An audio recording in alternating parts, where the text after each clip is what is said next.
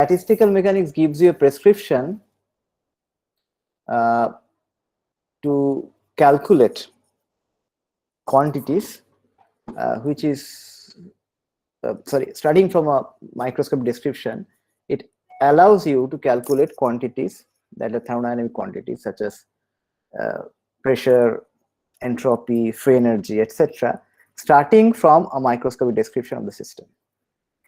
And by system we mean a large number of entities, okay, a collection of large number of entities, large number of atoms or large number of molecules. Okay, so we had started with Newtonian description, or rather classical mechanical description, where each constituent of your system can be described using its momentum and position. Okay, so if you have a one particle, then it has three position coordinate x, y, z, and three momentum coordinate px, py, pz. Okay, and if you have n particle, then you have 6n coordinates. We'll talk about it today. Another description will be quantum mechanical description, which we'll briefly discuss. When we think that quantum mechanics is important, we are dealing with quantities where the de Broglie's wavelength is large, so that rather better to use quantum mechanics than classical mechanics. Then we'll go back to quantum mechanics. But largely, this course will be dedicated to classical statistical mechanics. Okay, so we'll just keep the quantum mechanical part for the time being, but briefly I'll mention maybe today, later. So this is the equation of motion. You all know this is called Newton's equation of motion. Okay, and this is second order differential equation. Q is the position, could be x, y, z, could be anything. For a single particle I wrote it down. And then in principle, if I know the velocity and the position at time 0, then I know its position at time t, any later time t. So in principle, my dynamics is deterministic. So if I know present, then I know future. Is it clear that Newtonian mechanics is completely deterministic? Okay. And this statistical mechanics I told you is a subject which is based on few postulates and hypotheses, which we'll discuss maybe today, or if not today, tomorrow, sorry, in the next class. But it gives you a prescription to calculate microscopic quantities in terms of averages, and that can be related to thermodynamic quantities, but starting from a microscopic description. Okay. So, just to recap, so we start with classical mechanics, the Newtonian mechanics. So are you there? Please write in the chat or unmute yourself and tell us that you're following. Some of you are. Yes, sir, we can hear you. Yeah. So F is equal to m times a q double dot rather. So q is your position, mx double dot in 1D. And you have done, I showed you an example, some simple harmonic oscillator. But then we introduce this concept, this Lagrangian approach, where the Lagrangian is defined as something like the kinetic energy minus the potential energy.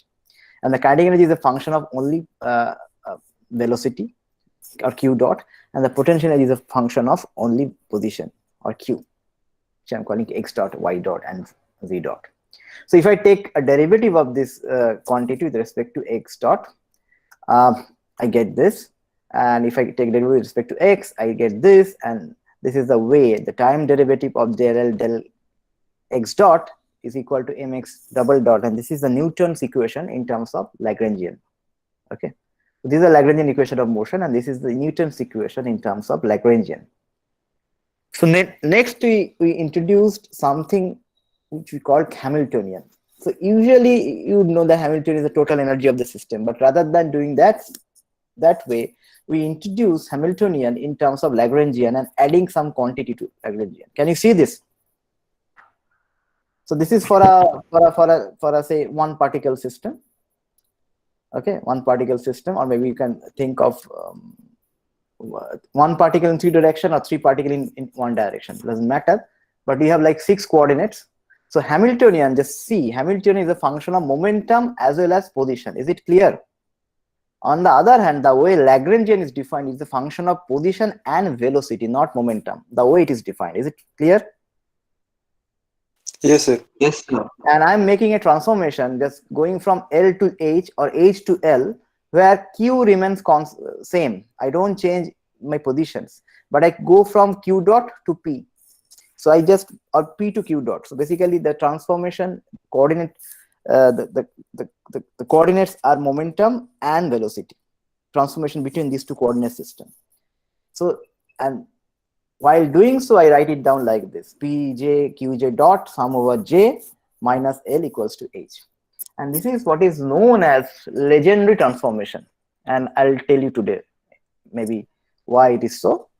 And it is very general. It is not only in case of Hamiltonian, but you'll soon see that it is also in the case of thermodynamics. Okay. Okay. Now, let us do another thing, that if I take this quantity L, I know that del L del Q dot is equal to this. We could take kinetic energy as more generic one, making a coefficient like AJ, which is a function of position. Actually, this coefficient is nothing but your m by 2. It should be m by 2, isn't it? Half mv square. But I just took it AJ. Okay, doesn't matter.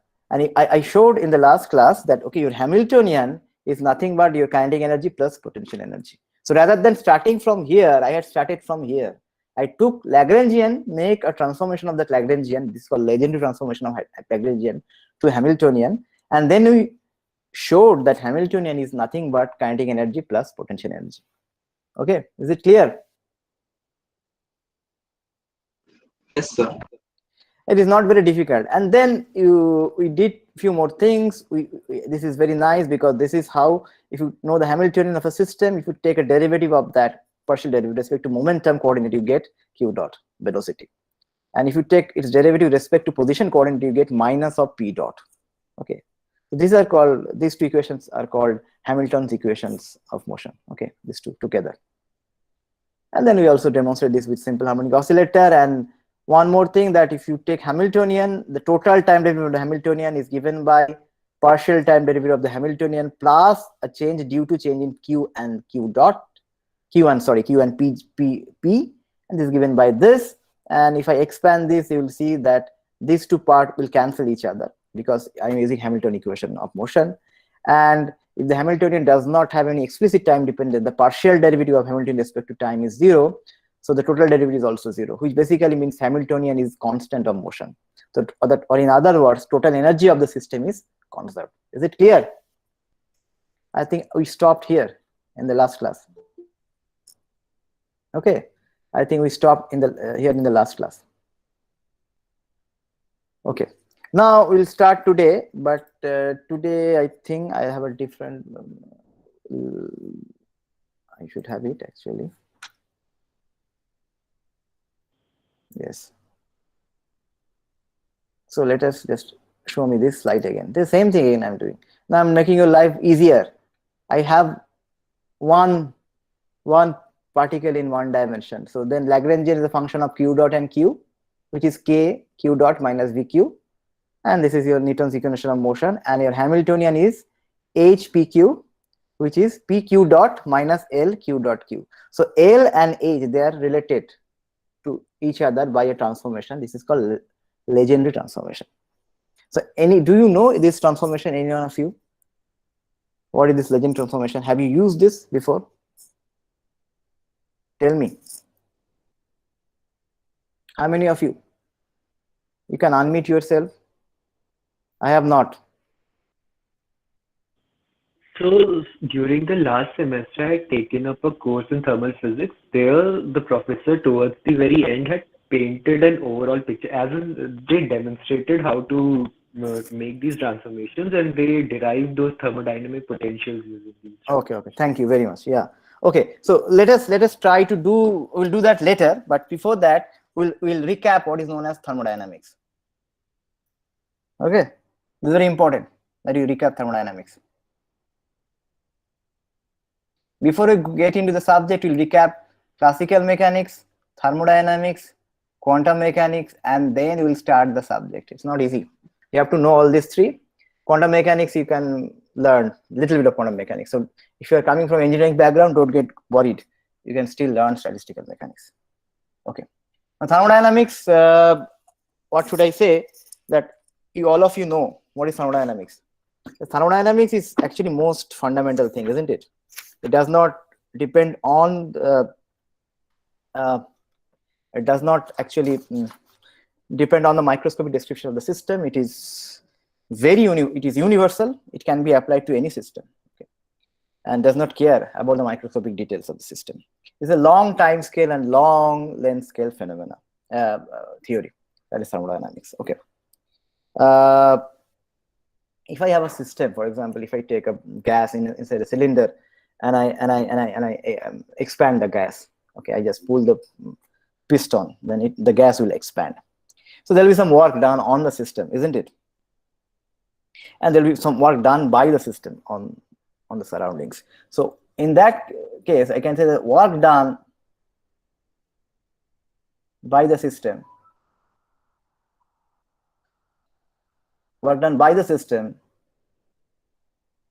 is, I can call it W. So I'm just considering only pressure volume work. So it is pressure times dV, and it is going from some initial state A to final state B. Is this clear? This is, I think everybody knows. I'm sure everybody knows. Similarly, I can think of heat, for example, heat absorbed by the system. What will be the expression?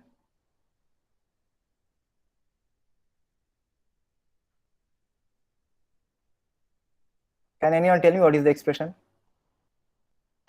Do you mean using first law? Similar, integral. So I can think of some infiniteness.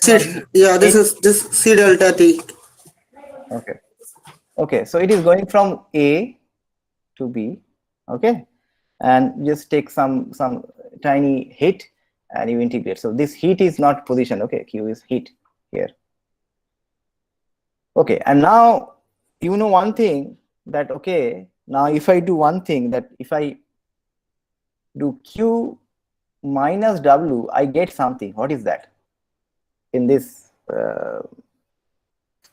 case, like if I follow this convention, this is nothing but change in internal energy. This is change in internal energy. If you can call it U, call it E. Doesn't matter which notation. This is change in internal energy, isn't it? Change in internal energy. Now, what is fantastic about this equation? Can anyone tell me? Something very nice. Conservation of energy. Okay, this is Ramanand. Ramanand, need to speak little low because it is hitting me actually. Don't, yeah, very loud for some reason. Yeah. So conservation of energy, okay, that is okay, but most importantly, everybody should notice this. This is very beautiful about thermodynamics, because what about this W? W shown here. It is an integral, no? This W. So neither of the quantities on the left hand side are state functions. Both are path functions. Yeah. Whereas the quantity on the right. This is fantastic. This is fantastic because it depends on which path I have taken in going from A to B. That decides the value of W. So these are called path functions. Same with Q, isn't it? But if you add them or you subtract them, doesn't matter, like subtracting them in this convention, okay, you get something which is not a path function, state function, isn't it? And this is the beauty. You understand? Good. And these are path functions. And this is the beauty of thermodynamics. So whatever you do, you take a system, go from A to B, any path you follow. Okay, that's the beauty. Any path you follow going from A to B, and you do the experiment 10,000 times, following 10,000 different paths. Calculate W, and each time you also calculate Q. And for each experiment, you subtract W from Q, and you get same value. Although all the experiments are done following different paths. Isn't it very beautiful or strange? And this is the beauty of thermodynamics. Of course, it talks about total energy being conserved. But what is beautiful here is this, that two path functions Combination of two path functions gives you a state function, isn't it? Isn't Yes, it? sir. Yeah, that is the beauty of your thermodynamics, and this is also known as first law of thermodynamics, isn't it? You can write it also in the differential form.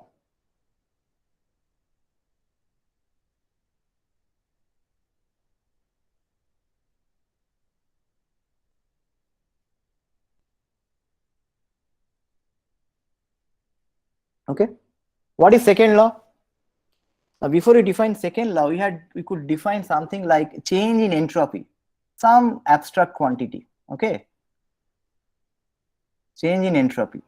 What is change in entropy? I'm calling it delta S, and I'm calling that delta S is actually something that I go from state A to state B reversibly, which basically means I go by by giving the heat infinitesimally. So small changes. If I do that way, then I can always define another integral that this Q is different. This Q is the reversible Q divided by temperature, absolute temperature going from A to B, and that gives you change in entropy. This is half of the second law, isn't it? Half of Yes, the sir. second law, yes. So what is missing here? This is a reversible process. Okay, this is a reversible process for a reversible process. But if I don't, now reversible process means by just small change in the protocol in the opposite direction, I can trace back the same path. That is reversible, isn't it? A small change here and there I can go in the forward direction, I can go to the backward direction. That is why it is called reversible. And what about irreversible process, which is done with not so cautiously, isn't it? What happens in case of irreversible process for any other process? This is for reversible process. What happens? Do you know this? Closures inequality. Is that what you're? Yeah. Now delta S is greater than, what is greater than is, can you tell me what greater than? dq by integral E A to B. Or you can write this in terms of differentials. This is maybe you can, this is the form you know, na? I think. Sometimes you put Q because this is inexact differential cap. Sorry, not dt, T, if you told me. Okay, this is fine. Now, equality is for reversible process, inequality for any other process which is not reversible. Is it clear? Is it clear? Yes, sir. Now, what is this entropy? Tell me. I have told you this entropy, but what entropy is this? Is it the entropy of the Entropy of system? system. No. Residual energy No, it is the entropy of the system. plus the surrounding. Entropy of the universe. Yes. So it's the entropy of the universe. And that's why you have to go from entropic description to free energy, when free energy is defined only for the system. Remember? In order to define a spontaneous process. Because it's very difficult to calculate entropy of the system as well as of the surrounding together. Rather, it is easy to calculate free energy of a system, isn't it? Free energy of a system increases in a reversible, in a spontaneous process, isn't it? And depending on which kind of free energy. That depends on which kind of ensemble you're working on. We'll talk about it later. So this is thermodynamics, but there is another law. This is called second law of thermodynamics. There is another law in thermodynamics which is called third law. How many of you know? That is more like a statement. And zeroth law is there, but I'm not going to talk about it. So the third law, I think you must be knowing, the third law tells you that, okay, that if I say that S minus S0, which is delta S, is equal to 0 to T, TQ reversible by temperature. This is equal to what? Can anyone tell me? Is equal to S itself, isn't it? As Yes. S0 is 0. S0 means S at absolute 0 is 0. And this is third law, isn't it? For a perfect crystal, the entropy, the absolute entropy at 0 Kelvin is 0. Is it clear? And we will see this later in the context of statistical mechanics. Is it clear? Now, Yes, somebody sir. is telling that Legendre transformation he doesn't know. So let us spend few minutes in order to explain what is this Legendre transformation. And before I do that, I'll take very simple example. First law of thermodynamics in differential form. What is that first law? Because I have to see, because the notation, I keep on changing notation. dE is equal to dq minus dw. This is the notation I'm using, no? You can put this one if you want. Okay, this is first law. This is fine. Any problem? Tell me. Yes, Very simple. And you know that if it is dq minus tw, I can always write it as tds minus, for a reversible process, of course.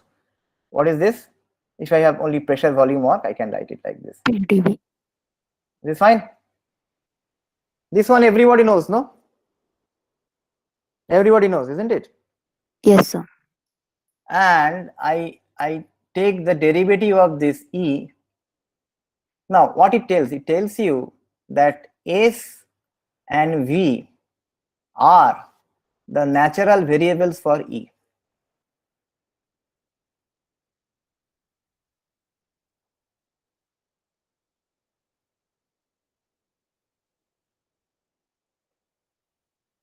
So actually E, you can write it as a function of S and V. You follow this notation, no? Essentially I'm writing the internal energy as a function of entropy and volume. So now if I take a derivative of this internal energy with respect to, say, entropy at constant volume, what I get? Tell me. I get temperature. Temperature. On the other hand, if I take del E del V at constant entropy, what I get? Minus P. Minus P. Actually, this is the thermodynamic definition of temperature, isn't it? This is the thermodynamic definition of temperature. If I know internal energy, if I can differentiate internal energy with respect to entropy at constant volume, what I get is temperature. This is one way of looking at it, of course. Anyway, this is well known because this you know it very well. Okay. But actually, experimentally, it is very difficult to measure entropy and volume. Rather, say if I ask you to measure temperature and volume, it is easy, isn't it? Experimentally. So maybe experimentally, I should measure a quantity which is for which the natural variables are temperature and volume. You understand my question? Rather than measuring entropy and volume and then knowing entropy and volume, calculating the internal energy, it is rather easy to measure temperature and volume and calculate another quantity which is a function of T and V. And what is that function? That is another thermodynamic function. We'll see that. And I think, and in doing so, we'll do what is known as a Legendre transformation. Okay, the statement should be clear. Okay, now if I have a function like this, any function, forget about thermodynamics for the time, y, x, function like this, and say I define a slope of this function, and then I express this function in terms of its slope. Okay, I want to express this function in terms of its slope. The problem is that that this function has some slope, but if I have this and this, these two functions are having same slope, but they are different functions. Can you see that? This is hand drawn, of course. Same function but different, different function but same slope.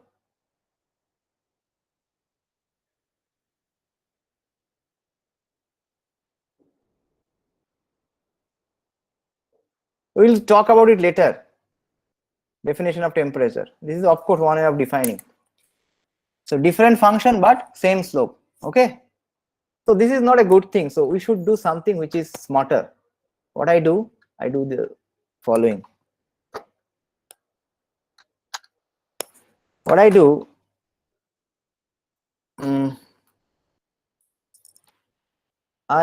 let me use a different color.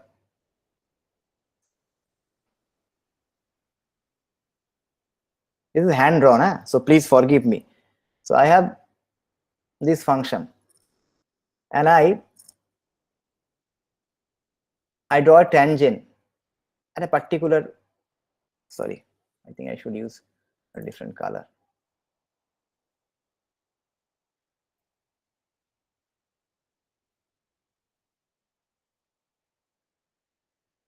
Okay, and the color I can use, say, green. So at a particular, so this is y, this is y, this is x. See, I choose this point and I draw a tangent at that point. I have to be very good at it. So if I draw the tangent looks something like this. Sorry for this drawing, because I have a problem drawing it here. Let me try. What I'm saying,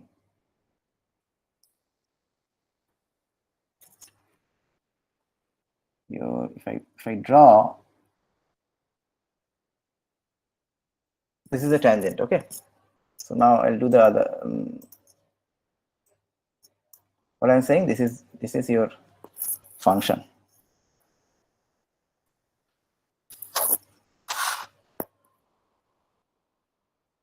Sorry. This is a function. At that point, I draw a tangent. Okay. And this tangent has an intercept on the y-axis. On the y-axis. So this is the intercept on the y-axis. This is, I'm calling it phi.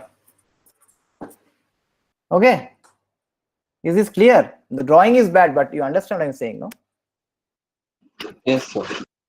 Because if I now draw another tangent at this point, this will have a different intercept, because the tangent will be something like this, intercept like this. No, if I, depending on at what point I'm drawing the tangent will have different intercept. Is this clear? What I'm writing here? Now, what I can do, I can always calculate the slope. What is the slope of this curve? Of course, this is changing. It's not a straight line. It's changing as a function of position.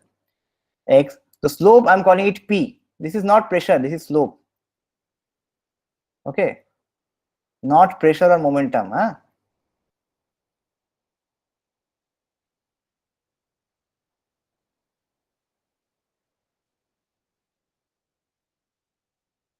This pressure or momentum. Now this P is given by what?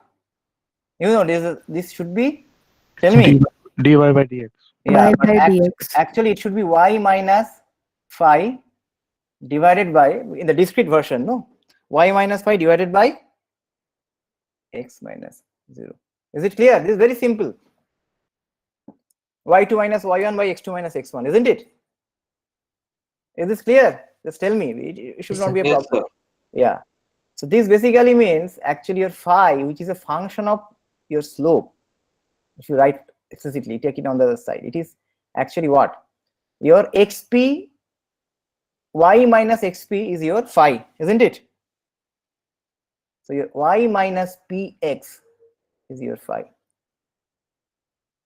So as if now expressing the function y in terms of its slope, a function which is a function of its slope.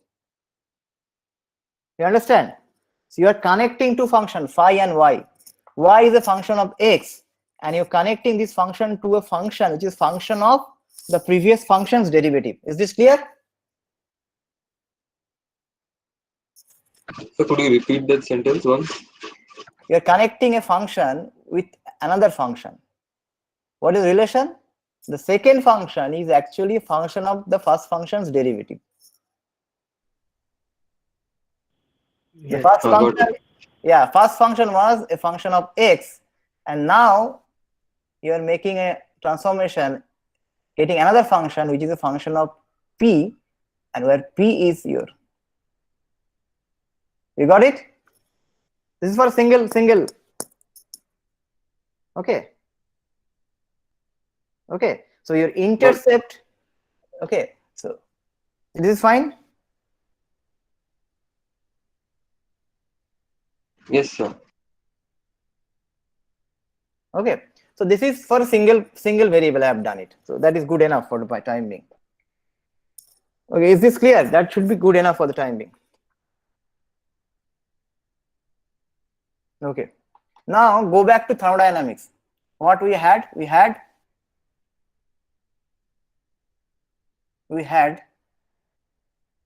go back to thermodynamics.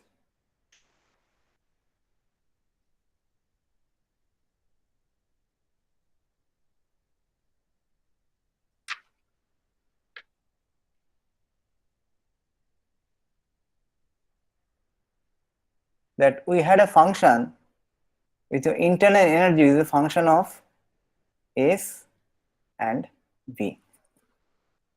From here, I want to go to a description. I'll define a function which is a function of, say, for the time being, we can think of which is a function of your make one variable change. So basically, don't write t and v.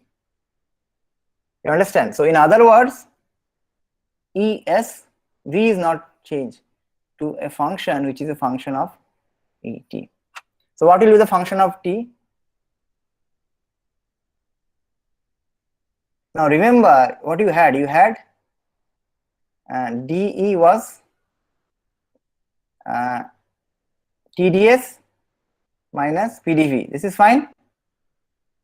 And you had del E del S at constant T as, sorry, constant V as, what was that? Del E del S at constant V was T. T, Temperature. and del V at constant S was minus P.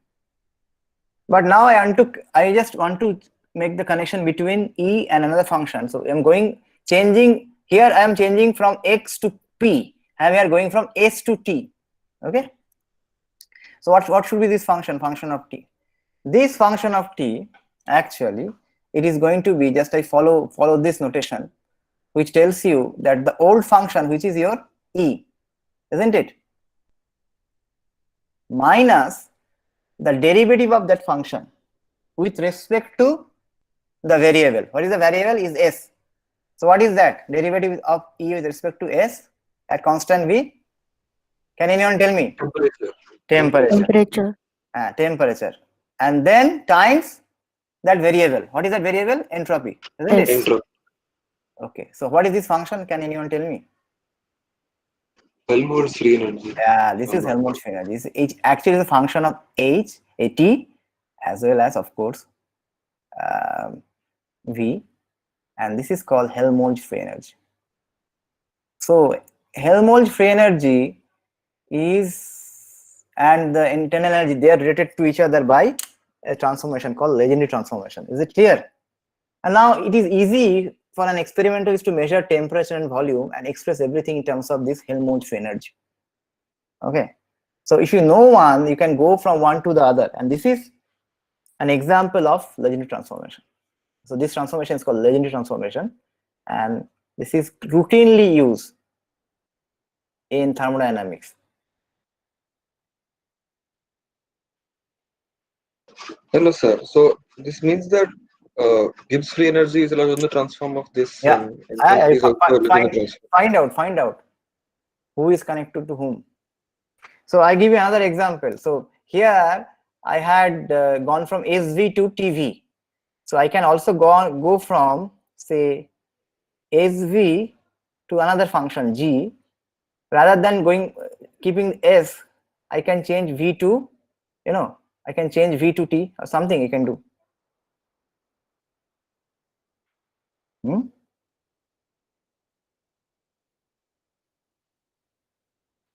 Okay, so what will be the answer?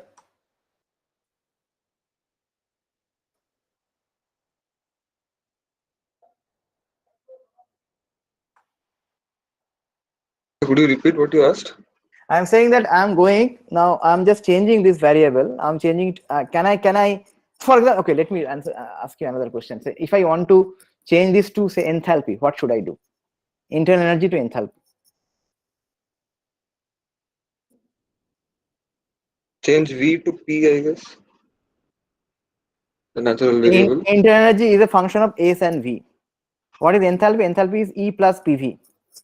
The pressure is coming there. No pressure. You don't have pressure, but in terms of what?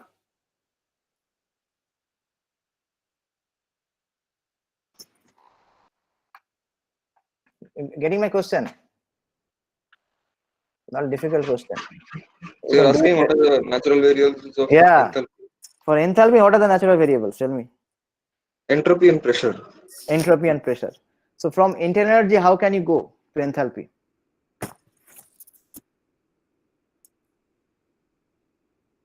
Enthalpy equal to internal energy minus. So essentially, you have to use this one. Minus pressure into volume. Yes. Guy. So in that case, that new function, let me write down the new function. This new function, whatever. This new function is going to be your internal energy minus del E del Vs, okay, into, tell me. V. V. And what is this? This is minus P, no? And this is enthalpy, isn't it? In that case, your small p is different. It is okay. The slope, you are calculating the slope in a different coordinate system. In the first case, the slope is calculated where?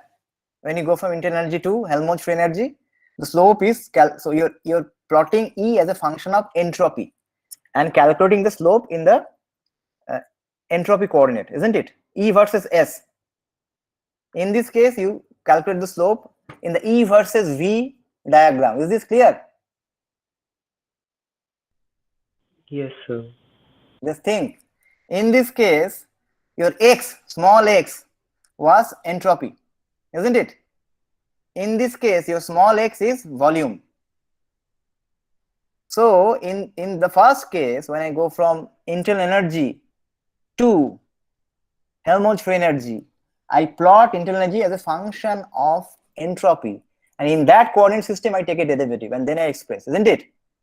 In the second case, I express this in V diagram, E versus V diagram, and take in that coordinate system the derivative, isn't it? Is it clear?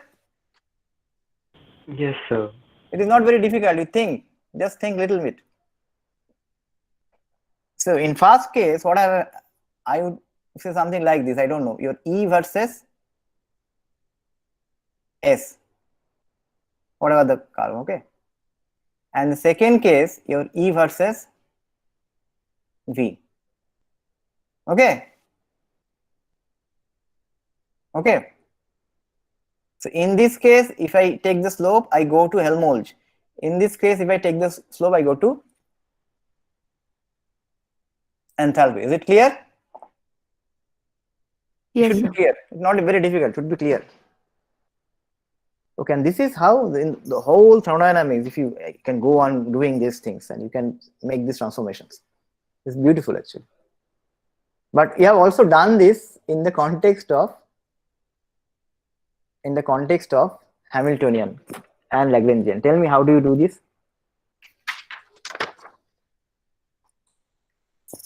Going to classical mechanics, your Hamiltonian, what is the definition? I make it very simple. I defined something like P, this is momentum, and coordinate Q is PQ dot minus L, which is a Q dot Q. Is it clear? If I write like this, is it fine? Yes, If I sir. like, yeah. Actually, I can make my life even simpler, because you see that on both the sides you have Q. So I can actually, what I am doing, HP equals to PQ dot minus LQ dot. Isn't it? So basically, it is between P and Q dot, going from P and Q dot. What expression we had? What expression we had? Tell me. Phi of P is equal to del L del Q dot. Yeah. We had phi of P equals to Y minus XP. Px. Now this P is not momentum, okay? Remember, don't. But this P was dy dx, isn't it? Okay. Now let us define another function. Don't call HP. So I have LQ. So I defined a function which I am calling f of P, which is something like L of Q dot minus, what should be P then? P is del L. Tell me. It is del L? Del Q dot. Del Q Q dot. dot. Del Q dot into what is X? Q dot. Q dot. What is del L del Q dot? P. P. Del L del Q dot. Remember? What is that? P. Huh? P. So what I have here is LQ dot minus P dot. Okay. This is f of P. Now I define another function which is minus f of P. And that is what? That is PQ dot. PQ dot minus LQ dot. And what is this minus f of P? P is Hamiltonian. Hamiltonian. So basically Hamiltonian and Lagrangian, they are also related to each other by this Legendre transformation. You can go the other way also. Is this clear? It's not very difficult, but maybe nobody has told you. Did you know this? I'm sure chemistry student would not know this. Kailash? Shahu?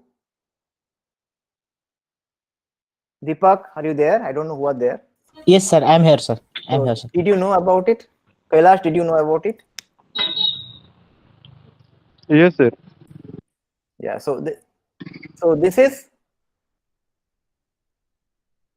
they are related by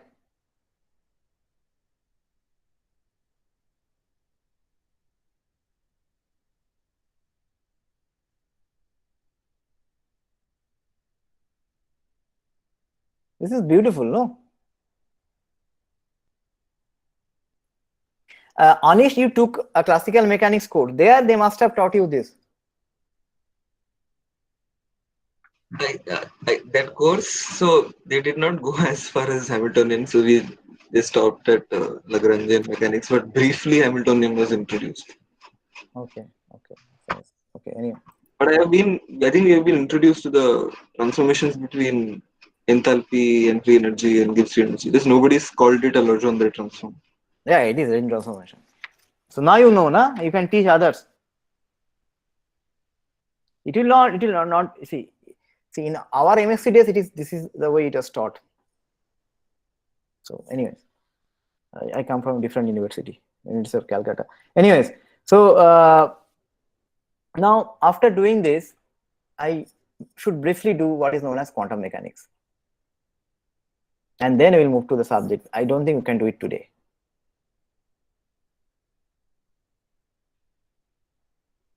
Now, quantum mechanics. How many are there from engineering without? I think they have left. I'm not sure whether they're there without quantum mechanics background. Anyone is there? Yes, sir. Nashit. Yes, sir. Okay, you are a project assistant, no? Somewhere. Now, sir, I'm a PhD student here. Okay, good, very good. You are in mechanical. Yeah, sir. Mechanical. Okay. Other than Nashit, everybody had been introduced to this quantum mechanics, isn't it? Okay. So quantum mechanics, the nature of this subject is it's probabilistic.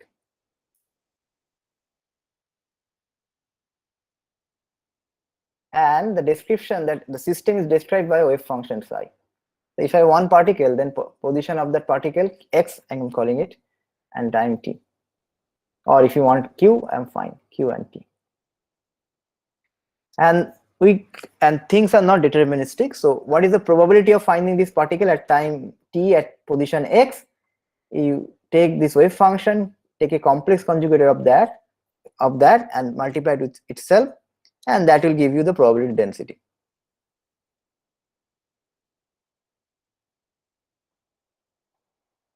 Isn't it? At that point. And if I integrate over all space, I get total probability, which is 1. So in the book by McCurry, even the statistical mechanics book, it has some introductory remarks on quantum mechanics. So Nashit, you should go and read that part, okay? Yes, sir. Very little. Yes, sir. And many, and you know that in quantum mechanics, you cannot solve many systems analytically. Okay, you have to be very careful because you cannot solve most of the things analytically. So things you can solve is hydrogen atom problem, for example, where you have one electron and now have a nucleus, and the electron is revolving around nucleus. The classical picture, of course. The right picture is not like that. You can also calculate. You can also simple harmonic oscillator. You can also do things analytically. You can get exact result for simple harmonic oscillator.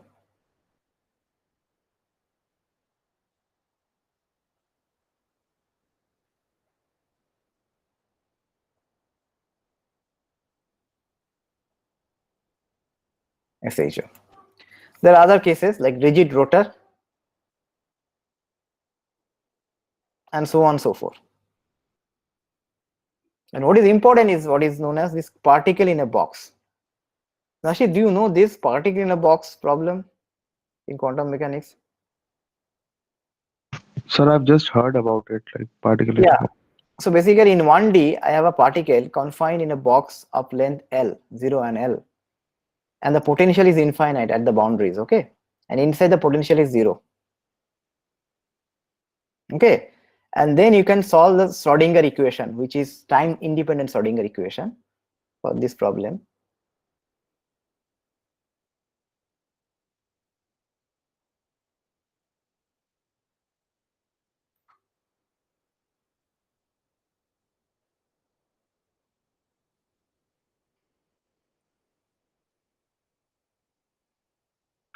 So if I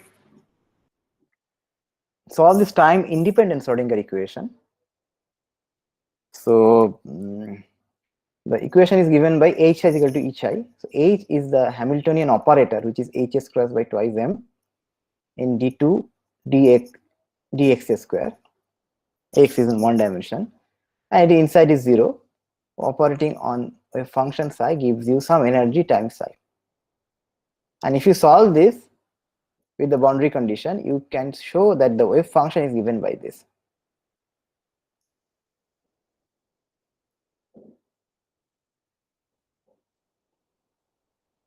So for example, an energy is given by this.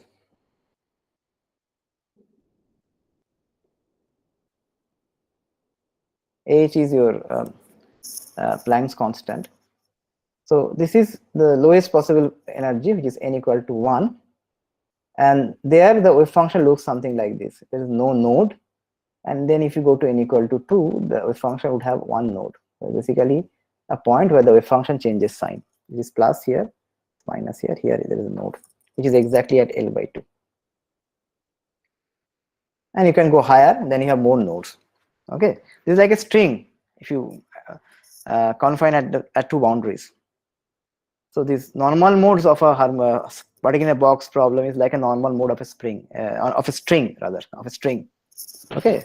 So sir, here and are the modes of vibration? Yeah, these are like modes of vibration of a string. But this is for a particle in quantum mechanics. It's particles energy levels. So each level is like a mode of vibration for a string. Okay, the particle is confined in a box. It cannot escape. It cannot go outside the box. It is inside the box all the time because the potential is infinite. So the energy of this particle inside the box is quantized. It cannot have any energy. It can have only energies like this, here, here, here. So the energy levels are quantized, and that is why so quantum mechanics actually, because of boundary condition, because of this boundary value problem, you have quantization. Okay, and as a result, things are quantized, and not all energies are accessible. So some energy levels are accessible. So these kind of things will be very useful when you later proceed. When you talk about solids and other things, we'll go back and take help from quantum mechanics. So I think I will not go more than that on quantum mechanics. So meanwhile, Nashid can go and read a little bit of quantum mechanics. And if you have problem, you can talk to, we have a TA for this course, Kaushik Goswami. He's a postdoc in my group. He's in the meeting. So you can write to him. Okay, you can write to him. You can find his email ID in the, if I go to my homepage, you can find his email ID. Okay. Sure, sir. Sure, sir. Thank you, sir. Okay. Yeah. Don't worry, or you can write to me also. Okay. Okay. Not a problem at all. Don't get worried. Okay. So now after that we'll now move and come back to classical mechanical description. Okay. Let us come back to classical mechanical description. So how, before I do that, let me introduce something known as the phase space. What is phase space? Now, if I have a single particle,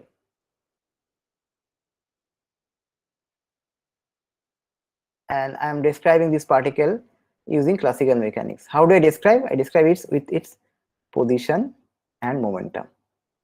Is this clear? In 3D, how many position coordinates are there? There are x, y, and z. Similarly, momentum coordinates are there, px, py, and pz. Now, if I follow this particle, for example, if I have one gas molecule, if I follow it in this room, this gas molecule is moving, no? This position and momentum is going to change as a function of time, isn't it? So it will trace out a trajectory in this position and momentum space. So for a single gas molecule to describe its position and momentum, how many coordinates we need? 6. We need 6 coordinates. Okay. So basically, I need a coordinate like pz. I cannot write actually py, px, ax, y, z. I cannot even draw. This is schematic only. You need 6 coordinates, isn't it?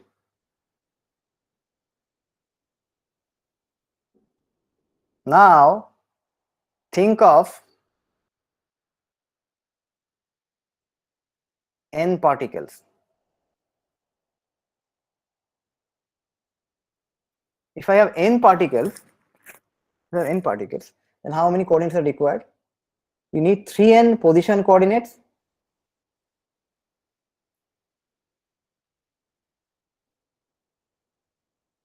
How many momentum coordinates? 3n momentum coordinates, isn't it?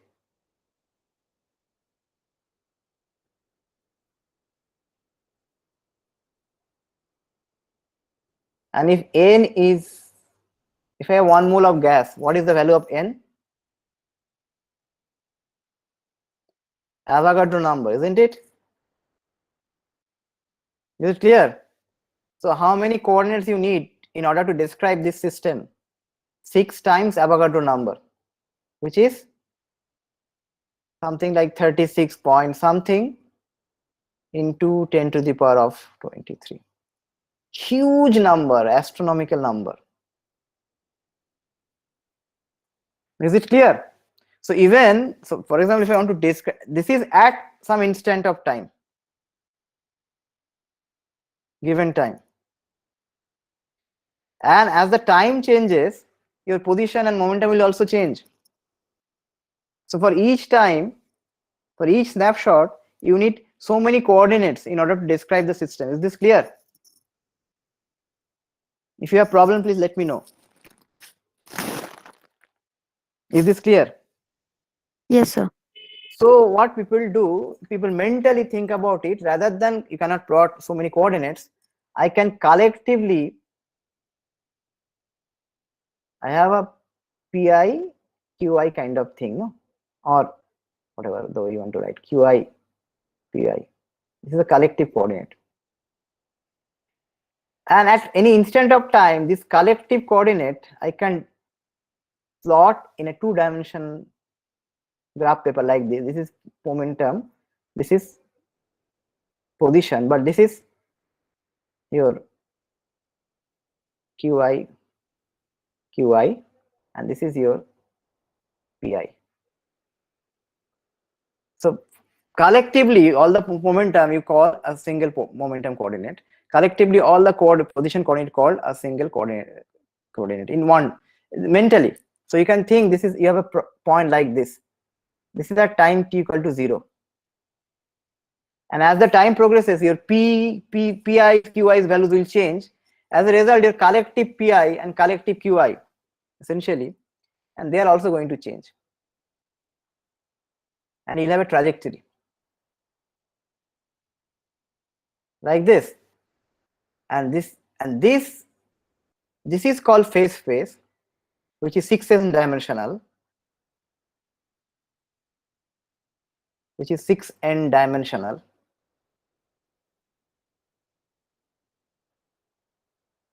and this trajectory has a name. This is called phase trajectory.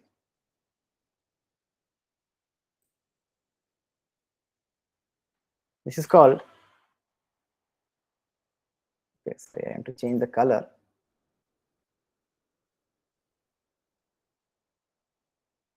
Phase space.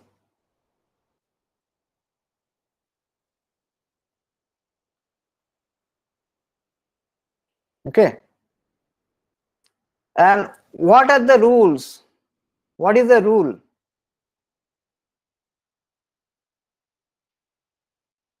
The system follows in this phase space.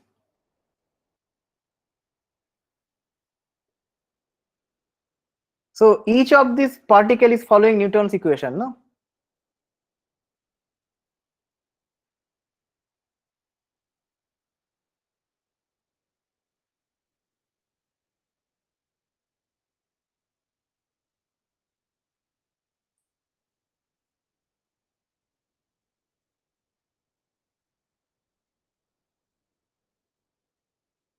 But I cannot track. The point is that I cannot track so many particles for long time. It is impossible. I cannot store. No computer in this world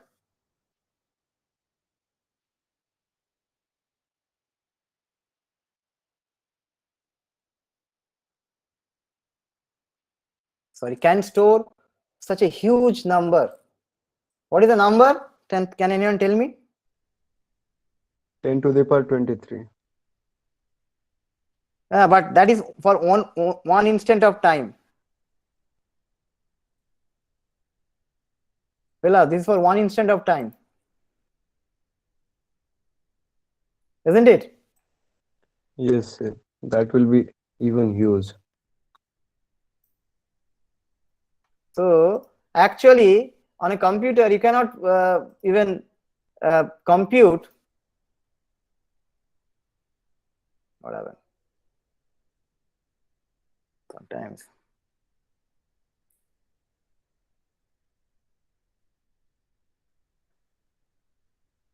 some problem with okay. In the computer, you cannot sometimes even sometimes. In general, you cannot compute the trajectory of 1 mole of gas. So for example, if I want to compute the trajectory of 1 mole of gas for say 1 microsecond at an interval of say 1 picosecond. So how many points I need it to store? 10 to the power 9 But then into 10 to the power 23. so what what it becomes? So it is humongous work, isn't it? Hope everybody is following. It is very tough to do it on a computer. Then what is the way out? You have to solve first of all Newton's equation. So many Newton's equation, no? And solving the Newton's equation, each time you have to print and store so many coordinates, position and momentum coordinates. What do? Actually, you don't do that for one mole of gas. Rather, you do it for say 1,000 particles.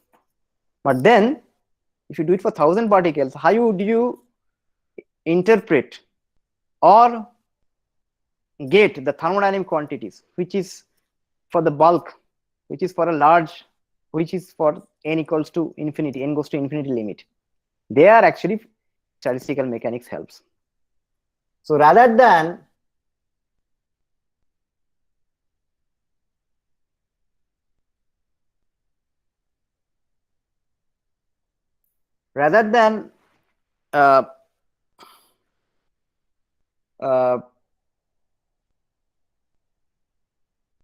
solving so many differential equations, if I can describe the dynamics in terms of something, basically I have a tiny volume in the phase space, so I have some number of points inside that volume, how the tiny volume changes in phase space. And we'll see in the next class that okay, we can define something known as phase distribution function.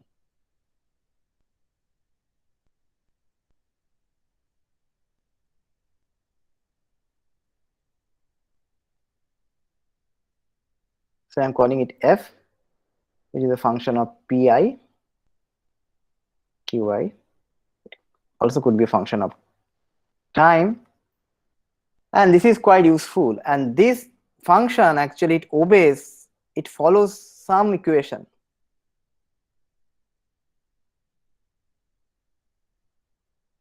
Anybody knows the name of this equation?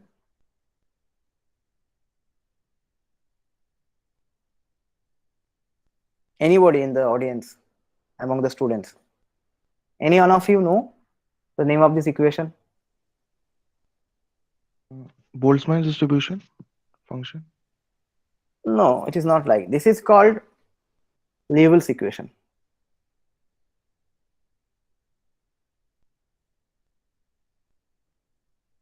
Which we'll do in the next class.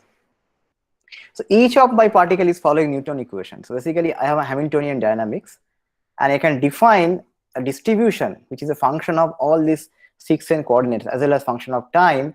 And if I can follow how this phase space distribution changes over time, then it's quite useful because then we can define what is known as ensemble average. So before I do that, I have to introduce the notion of ensemble.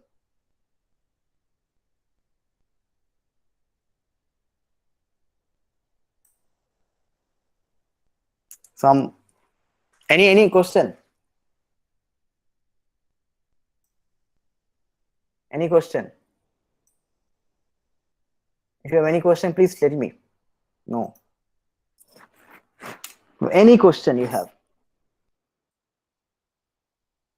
Now about the books, you have seen some books. They're in the library and you can get it other way also. I'm not commenting. Proper way you should be able to get it. Okay.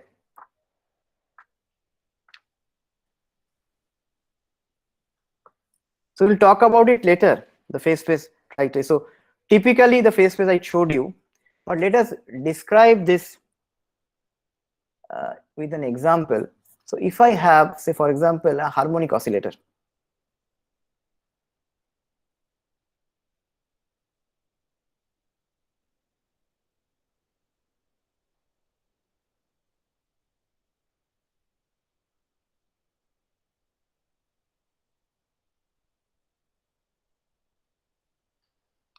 In 1D, so what is the Hamiltonian?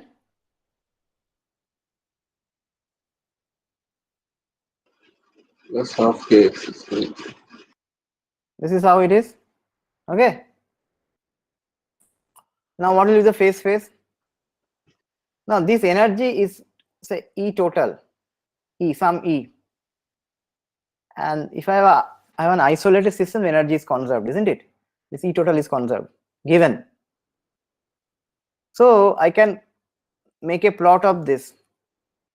Now this is what? E equals to p square by twice m plus half k q square.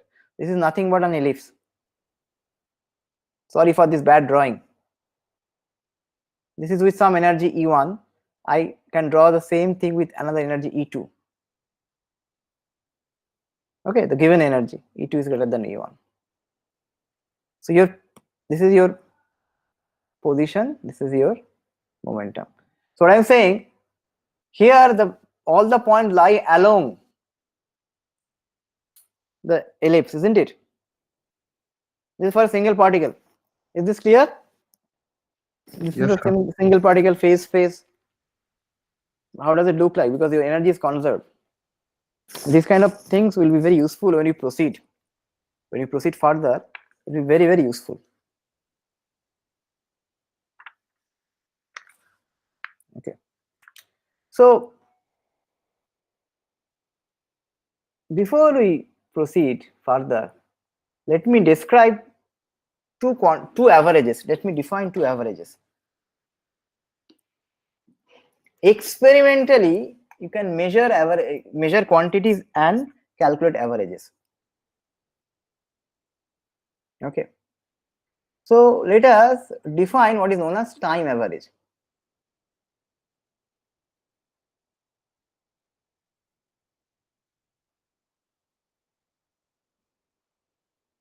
If you define time average, for example, then mathematically I can define time average of a quantity x average as 1 over some time tau, you can say, going from t0 to t0 plus tau, and you integrate this quantity. S is the dummy variable for time, and then you have to average over a very long trajectory, so your limit tau goes to infinity. Is this clear, this definition for time average? Time average over a long trajectory.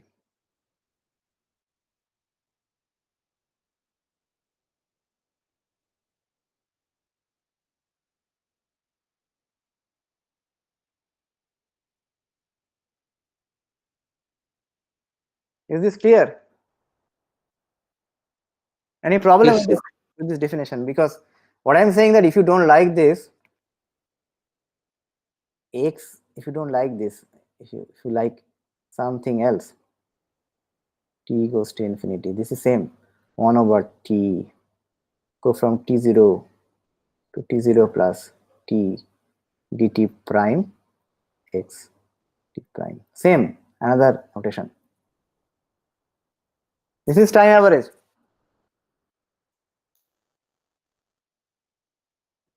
So basically what is this? So basically I have something like x and I have t and I have this trajectory, isn't it? Value of x is a function of time. a long trajectory, and I know the value of this x at different time. So I just integrate this, I just add them and divide by the total time. That will give me the time average. Is this clear? Should be clear, no? It is not a difficult thing to do. Yes, sir. So add them up and divide by the total time spent.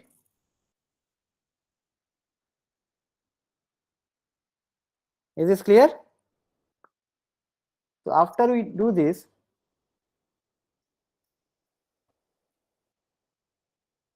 we introduce what is known as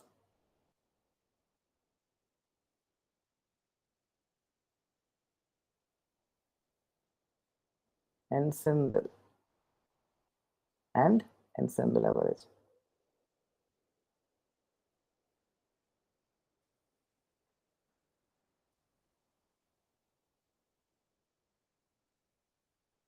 So how many of you heard about ensemble? Because 408 you guys have taken, some of you must have been exposed to the notion of ensemble.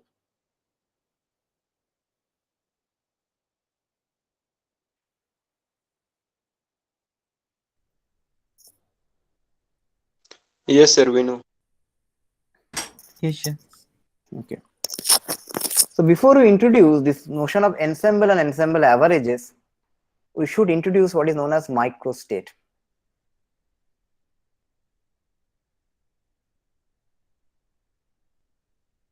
How many of you know microstate of a system? Yes, sir, we know. Now tell me what is that microstate. I think I have already introduced, but I have not coined the term microstate. What is that microstate? Muskan, are you there? Yes, sir, I'm here. I thought you are sleeping. No, sir. So microstate, what is a microstate?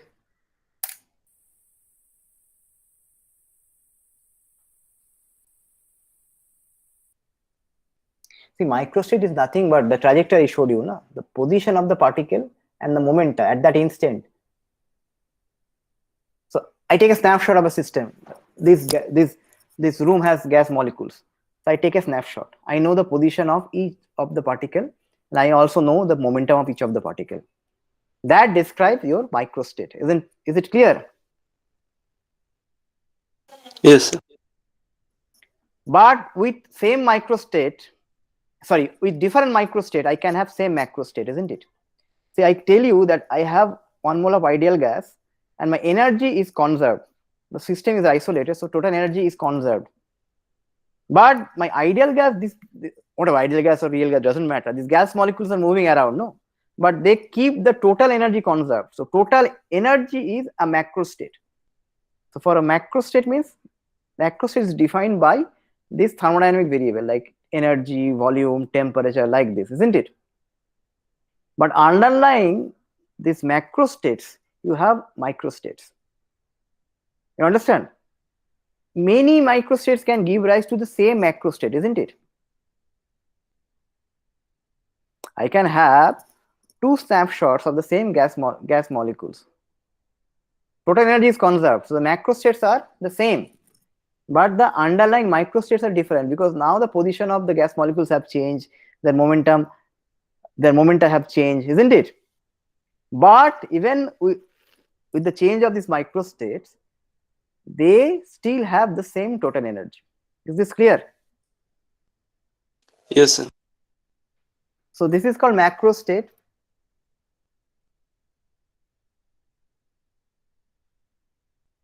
And macrostate means many microstate can correspond to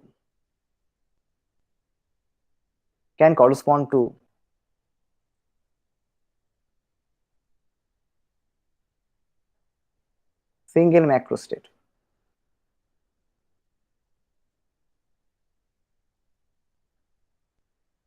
Okay. So microstate is actually given by its position and momentum.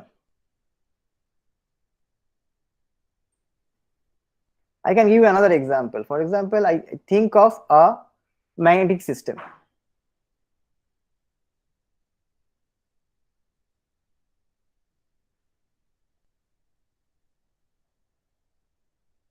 I have magnetic system.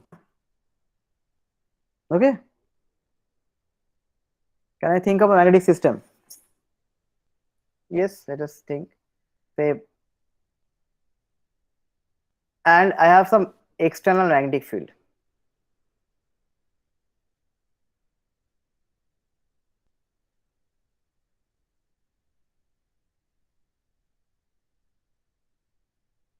And I have different situation. I can have a situation that, okay, I have three magnetic system, three magnets, three tiny magnets. Okay.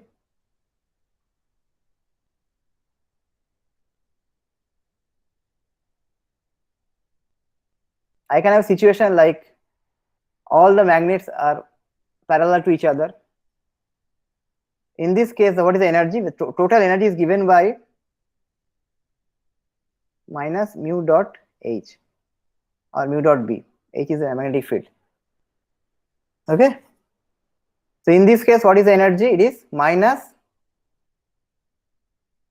3 mu H. Is it clear? Because the magnetic field is in this direction.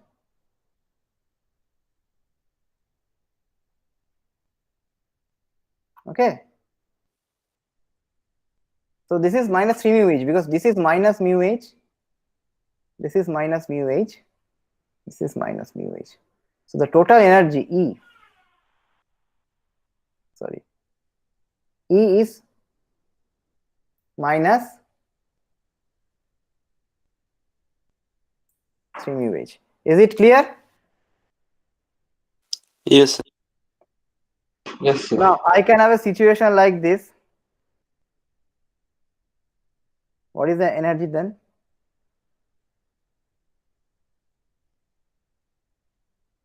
Minus mu. But can I have this situation also? What is the energy? Again minus mu H. But are they same or different? Different. So these are like two different microstates, but they are giving the same macrostate. Is this clear?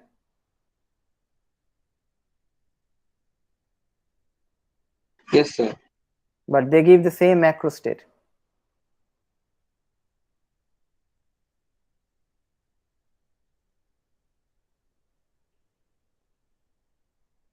Okay. So I can keep on doing this actually. I'm just giving a small example. I can keep on doing this. Okay. So this is how it is. So the notion of macrostate and microstate should be clear first. I think I'll stop today here because I think it's too long now. We'll stop because if I now introduce ensemble, I cannot finish. So Thursday I'll start from here. From here, ensemble, and then introduce postulators of statistical mechanics and hypothesis, and we'll do Levels equation eventually. We'll derive Levels equation and we'll define what is known as equilibrium, and we'll really start the subject of equilibrium statistical mechanics. Okay, so we'll stop here. So if you have any question, please ask. Hello. Yes. Yeah, sir, just a curious question, sir. So, when can we define all the systems in microstates and microstates, like everything? Yeah, as long as yeah, of course. We're doing classical mechanical description mostly. So, for example, if I have say n number of gas molecule, each molecule has a momentum coordinate and position coordinate. So if I know this, then I know the microstates. And So, these sir, microstates are going to change as a function of time. sir, suppose we are taking, for example, say some sand. We are taking sand particles, for Yes. example. So Yes. in that, so we have got collections of sand particles. Yes. So can we, how can we relate it like this is a macrostate and these are the microstates? Now we'll see when you introduce the ensemble concept. For example, there is something called microcanonical ensemble, where the number of particles, volume, and the energy is constant. Okay. So for example, I told you, now I give you 1 mole of ideal gas and it says the total energy is how many joules, say 1 joule. You cannot change. But even with that restriction, like here, the total energy, here, both the cases, total energy is minus mu h. But even with that constant, you can have different microscopic states, microstates. So similarly, for 1 mole of ideal gas or 1 mole of any gas I give you, if I specify the energy, even with that specified energy value, I can have different microstate. I can have different microscopic arrangement of these gas molecules, position wise as well as momentum wise. In position as well as in momentum. Is this clear? Yes, sir. Yes, sir. The constant is the total energy is conserved, is E equal to some 10 joule, for example. But even with that constant, I can have different microscopic arrangement. So many microstate can give rise to a macrostate.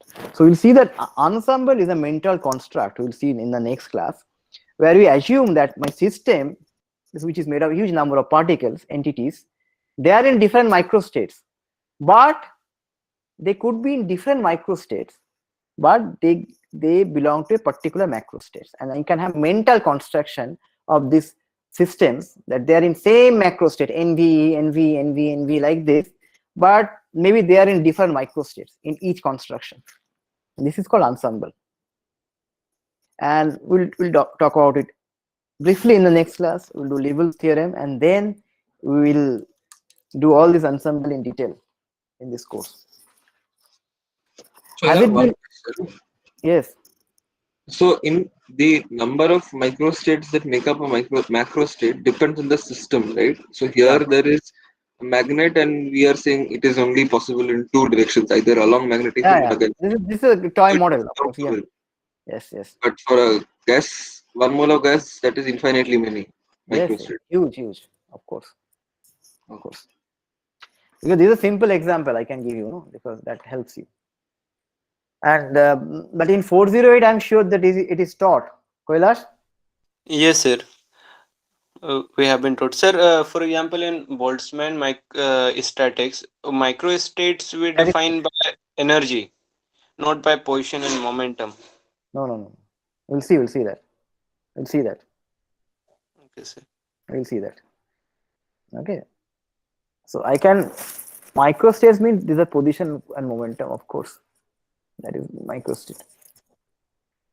And macrostate is given by thermodynamic quantities, like total energy, volume, temperature, number of particles. Okay. These are macro variables. Anyway, we'll stop here for today. I think we're good enough. We have done good enough amount of statistical mechanics today. So we'll stop. So I'm stopping here, and thank you very much.